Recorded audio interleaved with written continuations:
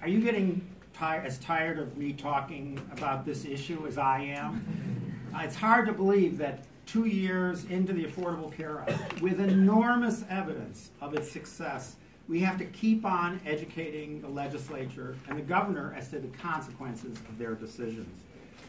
These white coats that we're wearing, Dr. Luke and I, these are not just symbols. We take care of patients. I left a clinic this morning to be here.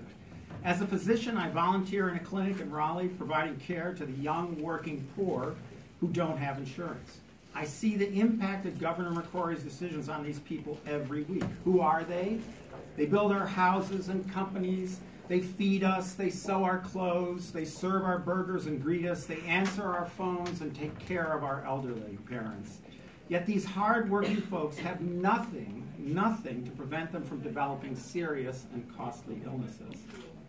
These North Carolinians would have been covered by health insurance if North Carolina had joined the other 31 states, including 13 led by very conservative Republicans, who accepted federal dollars, that's federal dollars, not state dollars, to expand Medicaid under the Affordable Care Act. This part of the Affordable Care Act would cover 430,000 North Carolinians whose income falls below 138% of the poverty level. The decision blocking federally financed Medicaid and the continuing actions by Senator Berger, Representative Moore, and Governor McCrory are having a real impact on the lives of North Carolinians. It's no shocker that most of the southern states have refused to expand Medicaid. These are the same states with the lowest life expectancy in the U.S. If you have the misfortune to be born in North Carolina, you die earlier than if you were born elsewhere.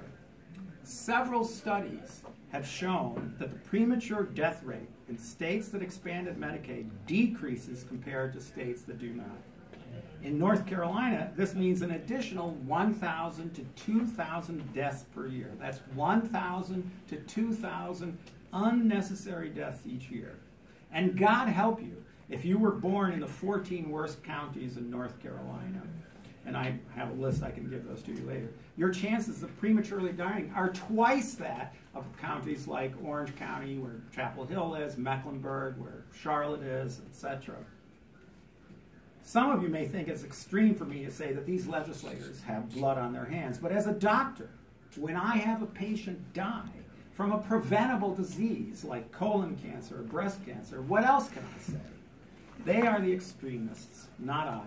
It's also hard to understand how people claiming to be pro-life, determined to protect women and children. They shout it every day. McCrory goes on national TV that he's protecting our women and children, yet he's supporting policies that are leading to the deaths of mothers and fathers. Recently, I saw a young patient who had been working full-time in a good job with health insurance and paying taxes. He had severe hypertension or high blood pressure, requiring the treatment with 4 medications, but he was doing great.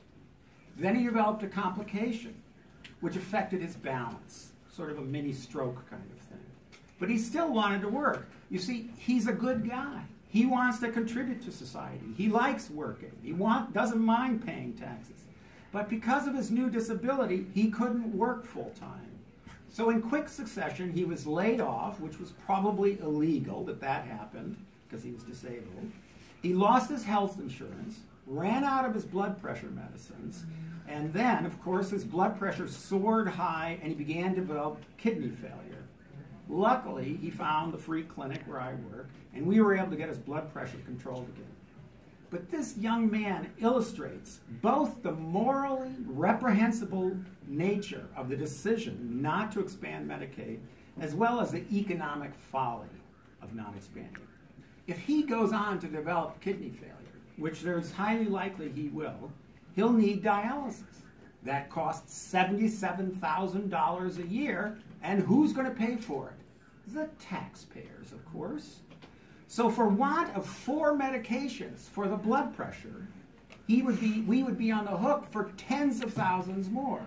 So the decision not to expand is not just morally reprehensible, it's foolish economically. We have now 2 years of data from states that expanded Medicaid, and there are some clear health benefits to the population beyond decreased deaths.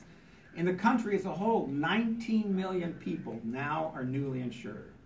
The average health care cost increase for mid-size and large corporations is the lowest since 1996. It's the lowest. So our health care costs, remember, were skyrocketing before the Affordable Care Act was introduced.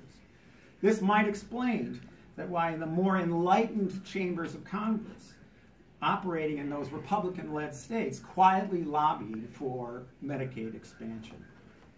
Doctors and hospitals in expansion states have seen a dramatic decreases in unreimbursed care, and that's kept their rural hospitals from closing. Not in North Carolina. We've had several rural hospitals been forced to close because without the Medicaid expansion.